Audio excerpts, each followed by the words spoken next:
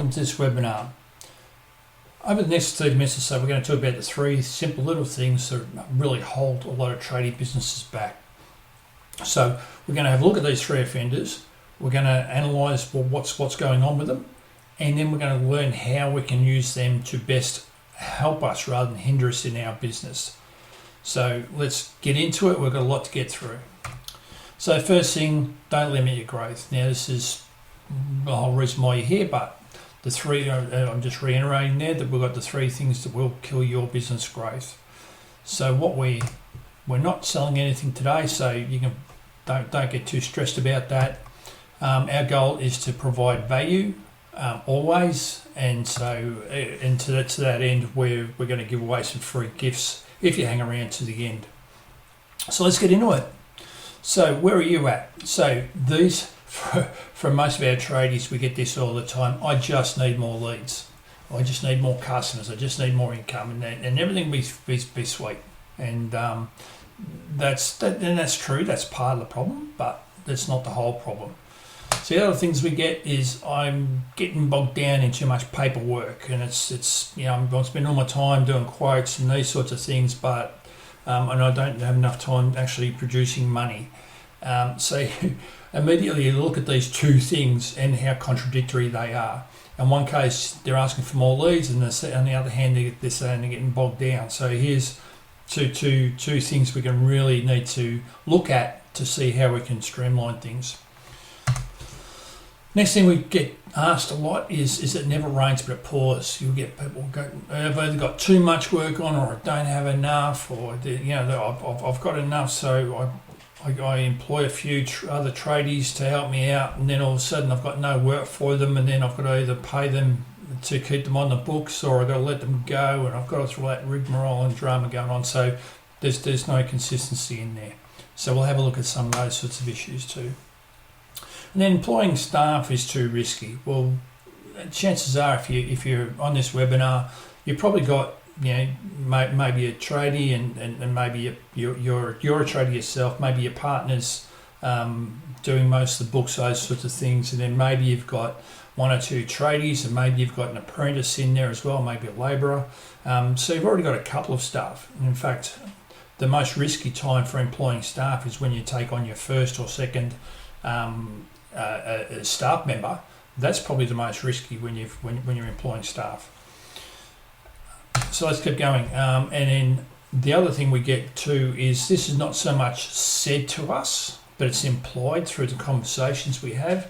The tradies in the back of their mind going, all this business stuff, it'll just work itself out. All I got to do is follow, mimic what other people are doing, and things will just work. Well, that's nice, but it's not reality. That's not the way the world works. You've got to get on top of your business. You've got to drive your business. If you're just doing what everybody else is doing, you're going to get the same results as them or worse, and you're going to be competing head to head with them. So is that really what you want to do? So we'll have a look at some of the ways we can deal with some of those. So these 5 points are really the crux of what we're going to look at through this presentation, and how to get around them.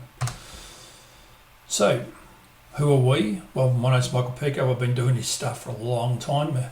Well over 30 years of playing around with I've actually run, helped our clients to build multi-million dollar businesses. I've worked in multi-million dollar businesses, multi-international businesses. I've worked in all sorts of sectors. We also help startups. So not only do we give our time to paying customers, we volunteer our time to new startups. So if you're part of a startup group in your local area or something like that, we offer those services as well. So we volunteer our services to our local startup groups. Free of charge, we do business mentoring and coaching services.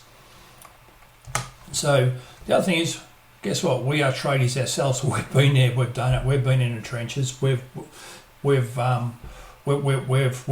through, we've walked a mile in your shoes, we've done it all ourselves, and we've progressed into building those businesses up, and sometimes even selling those businesses off and those sorts of things. So we've been there and done that.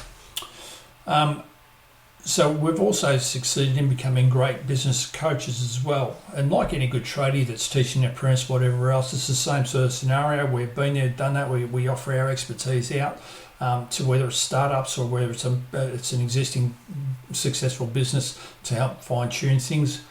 That's what we're here for. So that's who we are. So let's get down to the 3 overlooked killers. Let's bring them down. We've seen the scenarios where the results of these killers not being addressed. So now let's look at the killers themselves. So the reason why they're overlooked is because it's either too scary, the tradie thinks it's too scary, don't want to know about it, head in the sand type stuff. The other thing is we don't get this spoken, but it's implied that, I don't want to look dumb. I'm a good tradie, I'm a craftsman, I know my stuff. And then I don't know anything about business, so I don't want to go and ask people because I don't want to sound stupid. We get that a lot, or see it a lot, I should say. We don't really get people saying it. The other thing we get is, I've tried it before and it doesn't work, which I still find surprising for a tradie. Any tradie worth their salt knows that the first time they try something once, chances are it's not going to work. You're going to stuff it up. And it's through repetition and refinement and those sorts of things that you become a master of something. So trying it once and then walking away and thinking it just doesn't work, that's a recipe for failure right there. So our good tradies that have successful tradie businesses are ones that have a plan, they work to the plan, and they keep working on things to get it right. It's too complicated. Well, sure, everything's too complicated before you understand it, before you learn it, those sorts of things, before you really get your head around it. When you one of your apprenticeship, I bet you thought all this weird stuff in this new trade was all way too complicated, but through that persistence and working through as an apprentice, you got there in the end. So again, don't give up. It takes too much time. Well, yeah, not really. So in the real world, if you master something, you then become so proficient at it that it takes you very little time to do things once you know exactly what you need to do, how to do it. It is a time saver to do this thing. So again, we haven't really talked about the actual killers themselves, but this is the setup. So the other thing we get to is she'll be right.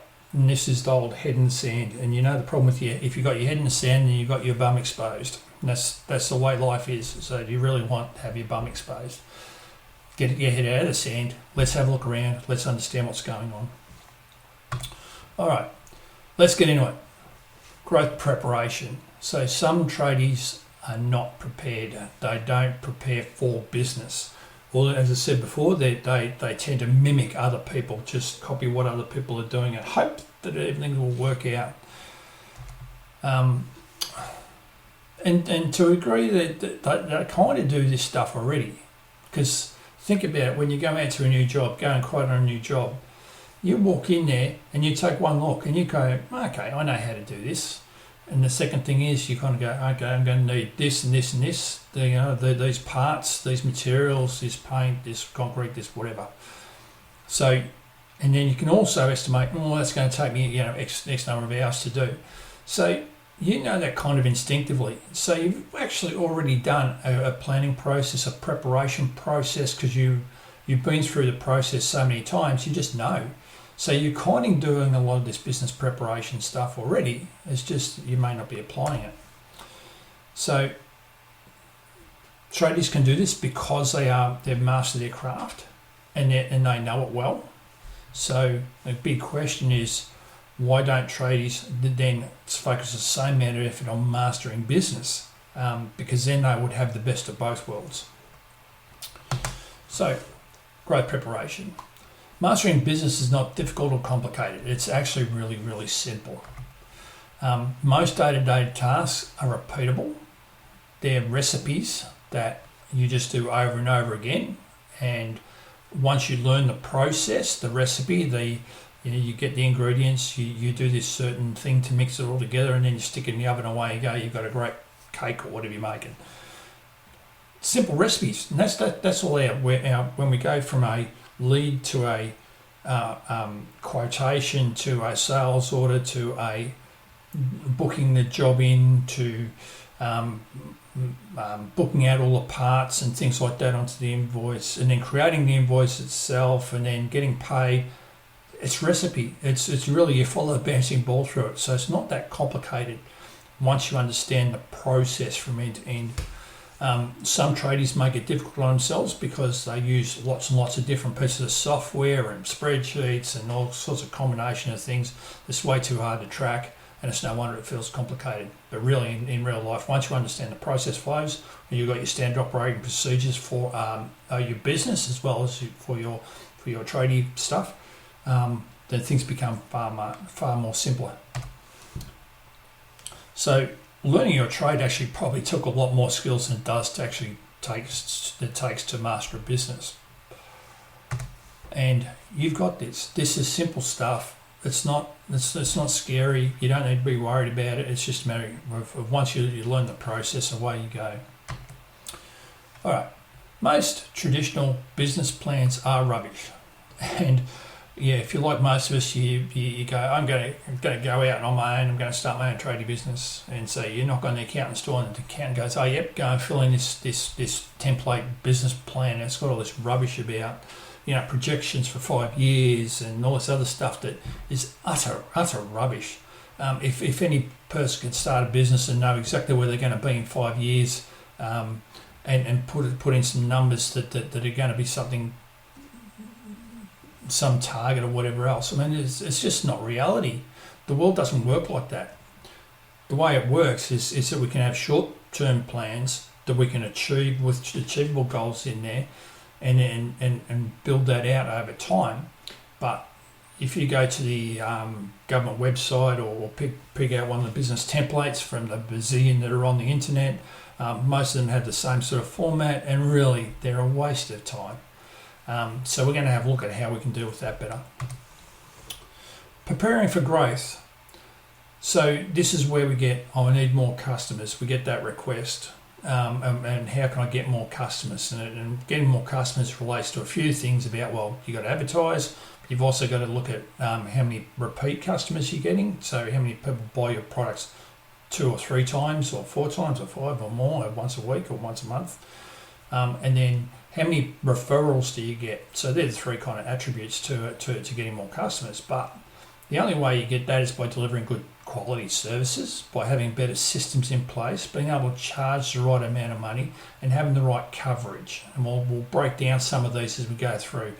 But don't worry too much, because as part of, you'll notice down the bottom there, we've got an alert. This is a freebie alert. We're going to give you a worksheet that you can do this. You can put this together, and we'll show you some samples in a sec. Okay. The last point on this is to have sensible targets you want to hit.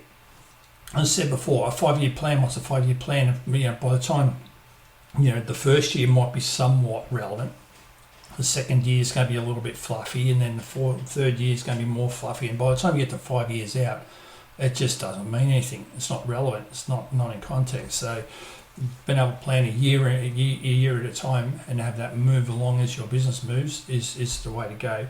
But you've got to have sensible targets that, one, pushes your business to grow, but it's not so silly that it's just an unattainable target and you're never going to hit it, so you just don't even try. That's just a complete waste of time. So have sensible targets. All right. So let's have a look at our goal, which is increase our client base, i.e. get more customers. So our objective here is to acquire a minimum of 50 new clients by the end of the financial year through online marketing, through local advertising, through a referral program. So some of the strategies and tactics we might use to achieve that is we might implement online marketing through professional web services or through a proper website. And we might also complement that with some social media advertising, or even just getting on social media and responding to posts, those sorts of things, so those sorts of activities. How you want to break these down is up to you, but this is just a high-level view. The second thing is to utilise local advertising in newspapers, community boards, or local directories. And you might turn around and say, newspapers, what are they? But in reality, it depends on where your customers go. So if your customer base is, let's say, an older suburb with people, in there, a lot of people in there over 60 or something like that, then there's a good chance that these channels, as we call them, are really good places. That's because these are the people that read the newspapers, that look at the community boards and do look for local directories. So the community boards are things like at the shopping centres and those sorts of things. So that's quite valid still, even today, depending on your customer base. Building a referral network by collaborating with other tradies. So if you're, let's say, a roofer, and you want to collaborate, or you want to grow your business, you can turn around to some of your other tradie mates and say, well, hey, if you do plumbing, or you do carpentry, or you do whatever, you send me your roofing people, and I'll send you my people that need carpentry work or sparky work or whatever else. So you're building a referral network where it's collaborating, you're working together on things. But also you might get a project where someone wants to build a shed, and you're going to do the roofing part of it, but you might work with and go and call out one of your mates and say, hey, you're a tradie, you're a carpenter, I need you to do the walls, and hey, and a different mate, you're a concreter, I'll get you in to do the footings and that kind of stuff. And you can run the entire project by working with those other trade people. So the next thing is the incentive programs. So you might turn around and to your customers and say, hey, if you refer someone, we're going to give you, a certain discount, or we're going to give you a gift voucher for whatever, Myers or Bunnings or whatever the case may be. So you can start building up those referrals through program through that sort of method. So this isn't, all these things are really, really simple, and you're probably going, yeah, heard that. But the thing is that often we see people don't put all these together and actually come up with a plan to actually do it, which is quite incredible when you think about it. So let's have a look at how we can measure some of these results, and what we can do then to say whether this worked or not is that each month we jot down how many expected new clients we got, how many we actually got, and then whether we reached that target or not. And you're going to have some, ebbs and flows over the year, but in the end, you want to have that total at the bottom. Here's what we were trying to get, which was 50. We actually got 51. Did we reach it? Yes. And that's got to be a good thing. So these are things we can use to measure some of the activities we're doing and justify them to get those results. Let's have a look at another one. And we've skipped over one of the goals to goal 3. If you remember from the goals page that we had 5 goals. Well, I'm only going to show you a couple today. We're not going to go the whole thing. You'll have all of them available to you when we send through the documentation later on, or the gifts. So, enhanced efficiency. Lots and lots of tradie businesses are really, really inefficient. They burn so much money, it's just not funny, and it surprises me every time.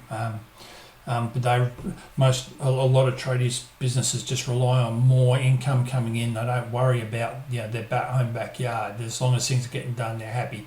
And really, that's really sinking a lot of money into waste and those sorts of things. So having a really good, efficient system means that when you go to Bunnings, you've got a shopping list there of all the parts and things you need. So you go to Bunnings once and you've got everything for every job that you need for that day or the week or whatever the case may be. But you're not going out on site and then realise, oh damn, I forgot to get that thing from Bunnings. I'll need to jump in the ute and shoot back there and pick it up and then come back and then finish the job off. And that's just burning money, wasting time, wasting money. It's such a shocker. And really, for a little bit of effort, you can create really efficient systems to help deliver that. So increase operation efficiency by 10%. That's just a number. It could be 20%, could be 5%. Within this year, implementing job scheduling. So again, a lot of traders just go, oh yeah, I kind of know what's going on. Got a bit of a diary, kind of work it out. But sometimes with job scheduling software, you also get your parts you need list, if you've got everything, if you've got a good software, it will do everything from your quotation right through to your invoicing, to your job scheduling, to your purchase orders for your parts, what parts to buy. It'll do everything for you. So getting good job scheduling software will save you an enormous amount of money each year. And you streamline those. If you're doing big projects, if you're doing entire house builds, whatever else, you probably want to have some sort of project management software. You might have done it.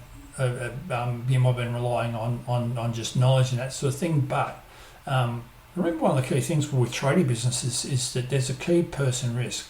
If you get sick, you get whatever, and for some reason you can't work, then no one can step in and take over for you because you're the only one that knows what's going on. Everything's in your head. If you're using good project management methodologies and practices, you can actually call up and say, "Hey, I'm sick. Can you jump in and run this rest of this project for me while I'm out of action?" Maybe you broke your leg skiing, or maybe you did something. So having good again, this is all about the efficiency of the systems. Good project management systems will help you get through that. If you don't do those big projects, probably not really relevant, but in some cases you do. Implementing integrated accounting software. So accounting software, there's so many packages out there like Xero and MyOb and all those sorts of things, and they do some of the things well, i.e. the accounting part of it, but they're not good job schedulers, they're not good project managers, they kind of do a bit of it but not much and those sorts of things. So getting the right tools in place is super important. So we'll look at the strategies and tactics here. We're going to implement job scheduling software to manage appointments and projects. We utilise accounting software as we always should, and we're going to create daily checklists of things we need to do to stay on top of our administration tasks. And then we can set up some results there to see whether we got that or not, and we can measure that as we go through. We're not going to go through that here. So good systems have three components: tools, processes and people. Xero is not a system, it's a tool, it's a platform.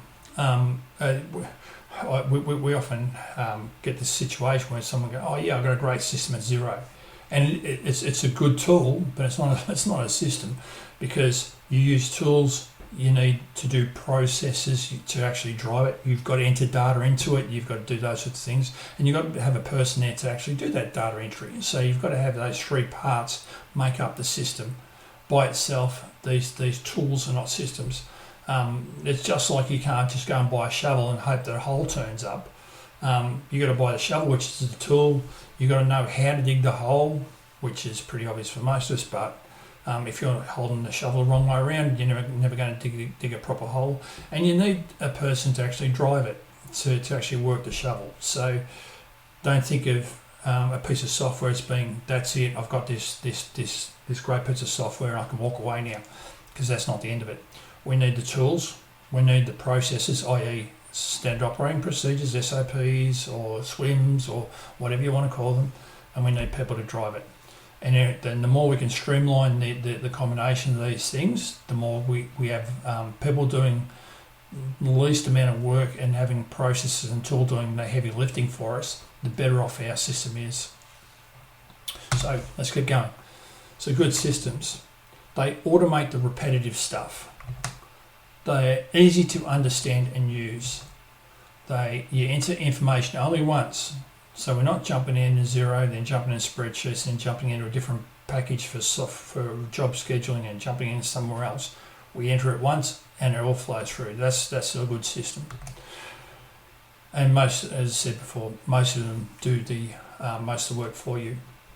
So through what we do is we, every time we have a process, a new process to us, we write it down.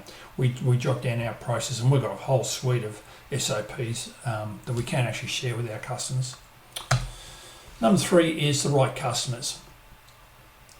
So one was the planning, 2 is the having the right systems in place, and 3, the pain point is getting the right customers. So what's the motivation for you getting more jobs? Is it because you want to keep more money coming in and keep the guys busy? Well, 99.99% of the time that's a yes. but are these customers the right ones for you? Thinking about your customers is actually super important, and make sure you're getting the right customers. So, who are your customers? So, how do your customers pick you? Which is important, and there's about 9 attributes we'll look at in a sec about why they should pick you, and then why should you pick them? Do they fit with what you do?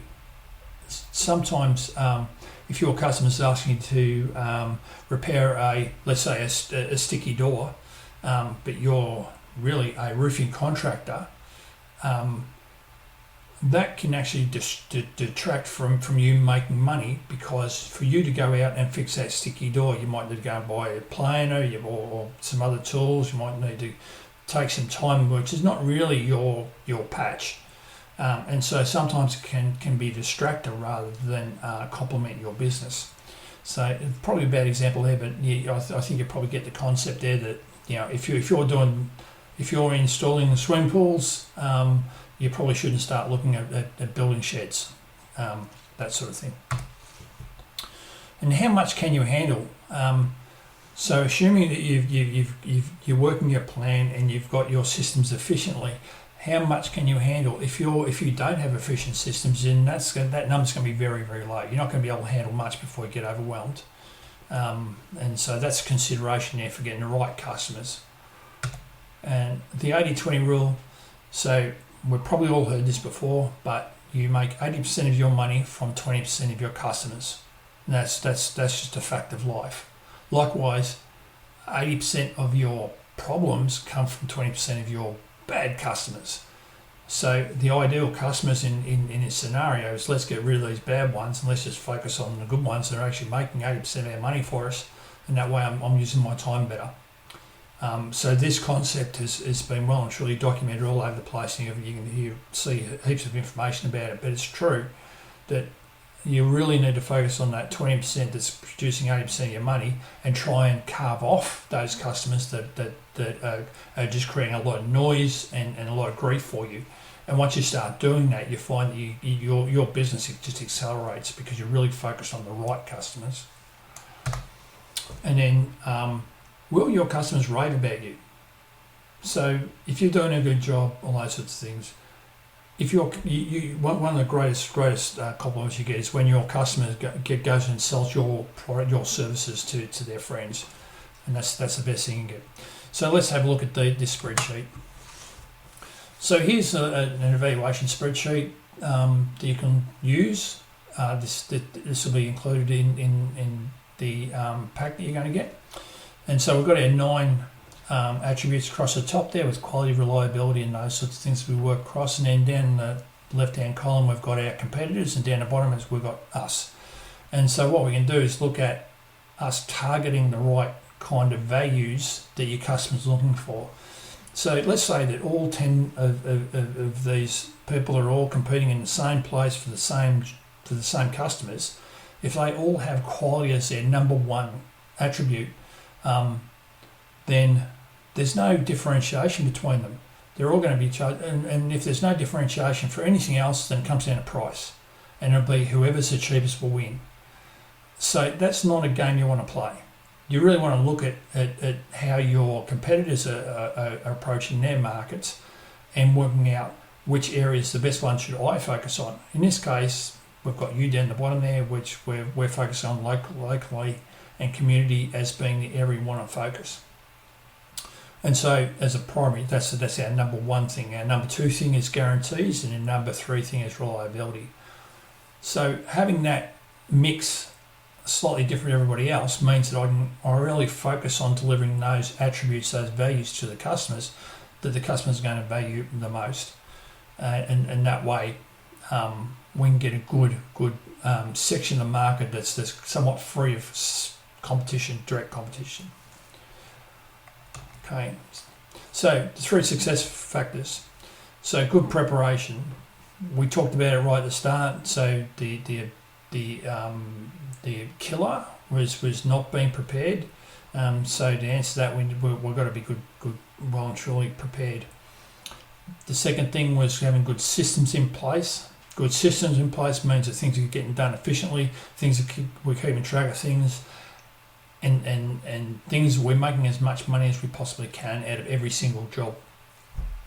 And then the third thing is having the right customers, getting the right mix of those customers coming in, and the ones that will actually help grow our business rather than ones that will actually just whinge and moan and carry on. So let's put all this together. Random acts get you nowhere. So there's an old saying, failing to plan is a plan to fail. And so spending a little bit of time thinking about what you're going to do, what you're going to focus on next 3 months, 12 months, whatever, is super important there. Can you afford not to grow? So in this world, if you're not growing, you're actually shrinking. There is no, we're just treading water kind of thing anymore. You're either moving forward or you're not. And so if you've got to move forward, it's how much are you moving forward? If you've got to move forward by a little bit just to kind of keep the status quo, then you might as well put in that a little bit more effort and actually grow reasonably.